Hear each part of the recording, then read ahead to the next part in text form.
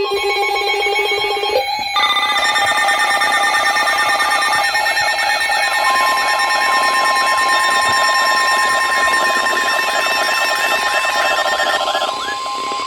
National Weather Service in Paducah has issued a severe thunderstorm warning for East Central Pulaski County, Illinois, Massac County, Illinois, Northeastern Ballard County, Kentucky, Northwestern McCracken County, Kentucky, until 6:15 p.m. At 5:33 p.m., a severe thunderstorm was located near La Center, moving northeast at 35 miles per hour.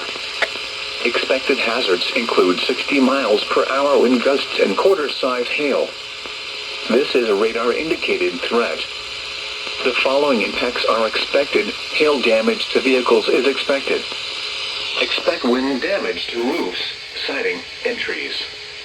Locations impacted include Metropolis, La Center, New Columbia, and Joppa. This includes Interstate 24 in Illinois between mile markers 24 and 36. Repeating, a severe thunderstorm warning has been issued until 6:15 p.m. for the following counties in Illinois, Massac and Pulaski, and the following counties in Kentucky, Ballard and McCracken.